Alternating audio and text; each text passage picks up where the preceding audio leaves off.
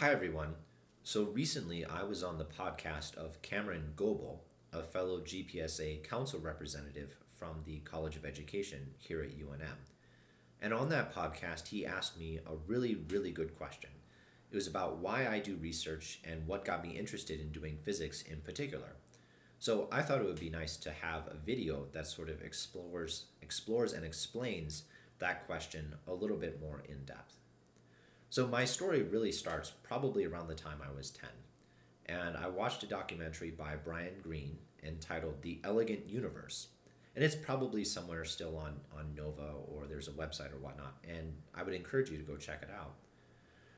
The purpose of this documentary was to show how string theory was a way of potentially unifying quantum mechanics and general relativity, two of the big theories that we developed in physics in the 20th century.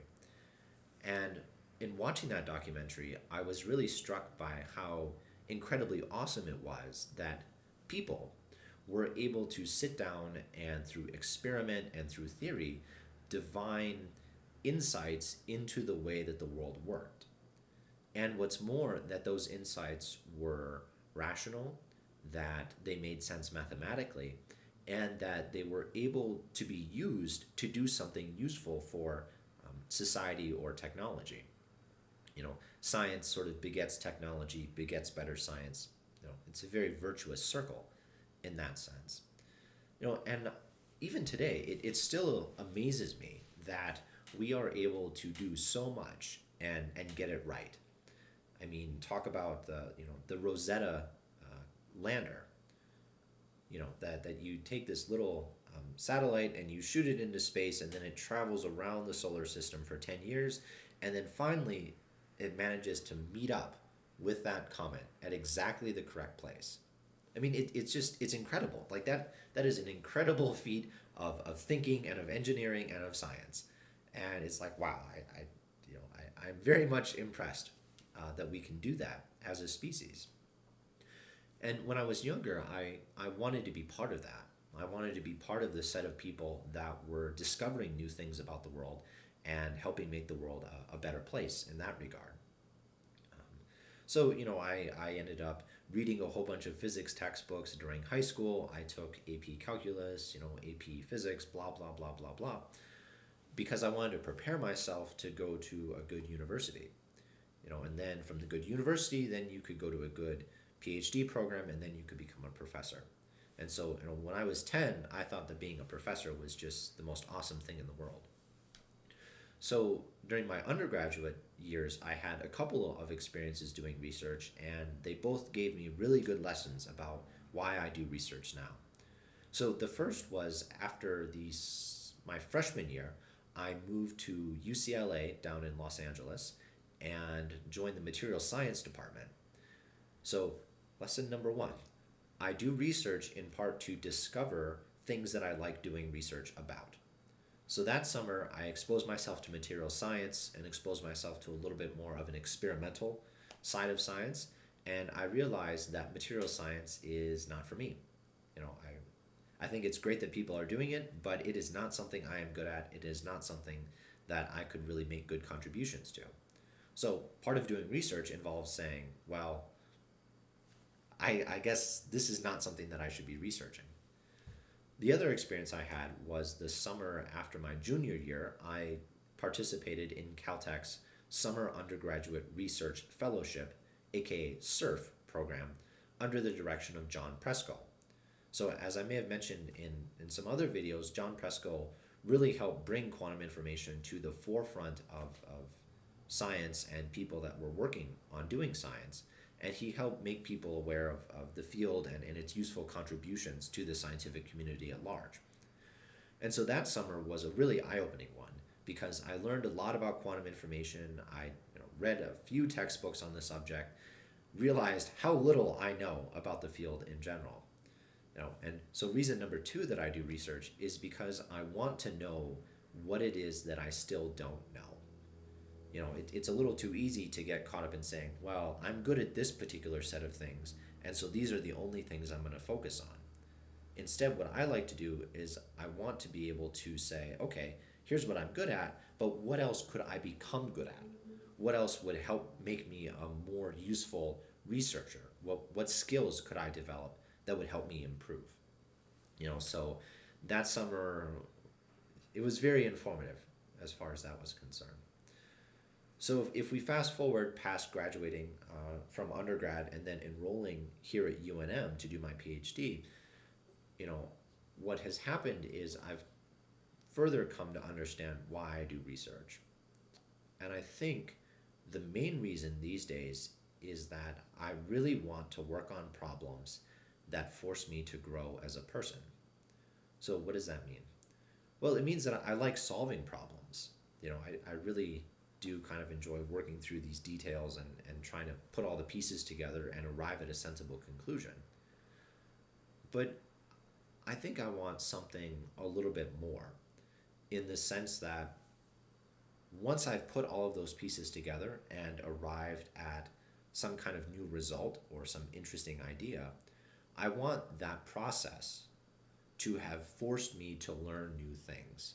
It goes back to learning what I don't know. So, my own current research projects, which I got started on probably 3-ish years ago, you know, I didn't know how to program in Python. I didn't know how to use version control. I didn't know how to write documentation. You know, I didn't know how to use the command line, believe it or not, and a whole set of other skills that were necessary to do my work that I didn't know at the time. And so, in the process of doing that research, I have grown tremendously as a person and as a researcher. And it's been a fun, sometimes exasperating experience, as I'm sure you've experienced in learning new things. But it's been really helpful because now I can look back and say, oh, I have come so far. I have learned so many new things, and I've actually been able to do something useful in learning those new things. But I don't think it's sufficient for me to stop there and say, okay, well, I've learned what I need to know for now. Instead, what I want to do is I want to find new research projects that force me to continue to grow. I read the quasi-autobiography of Scott Adams a while back, and in it, he said that every skill you acquire doubles your chances for success. Or rather, you should think that every skill you acquire doubles your chances of success. Why? Well, because you become more useful, because you can do more things. And then when opportunities present themselves to you, you're able to take advantage of them. So I would say that right now, I do research because I want to continue to expand the set of things that I know how to do. And by doing that, I am able to leverage those skills and work on, more interesting problems, additional interesting problems, I should say, or maybe even do something completely different entirely. I think it's a good idea to have an exit strategy which seriously considers the idea that even though when I was 10, I wanted to become a professor, maybe the reality is that doing that is not going to be possible for me at this stage in the game. And so what else can I do? How else can I be useful? And so doing research has really, really helped me in that regard. And again, it's kind of a cliche phrase, but I really do like solving problems. I want to take something that is not known and then actually learn it and then actually discover something about it and then share it with other people. That's why I give talks. That's why I put my talks on YouTube. It's because I want to make sure that the knowledge that we are discovering is made available to other people. So, on the whole, looking back, it seems like every decision that I've made about research and why I'm doing research, it made sense at the time. And it has helped me grow into the researcher that I am today. But it's not sufficient to sort of rest on one's laurels. You need to keep growing and developing. And I think doing research has helped me a lot in that regard. That's not to say that doing research is the only way that one can develop new skills. I think that online courses, for instance, are a great example of a way to achieve that. But given where I am right now, doing research has been really helpful in that regard. So I hope that this video kind of better clarified some of the ideas that people who are doing research have about their work, or at the very least, you understand why I do research. And so if you like this video, please give it a like. And as always, if you have comments or feedback about how these videos can be improved, feel free to let me know. Thanks.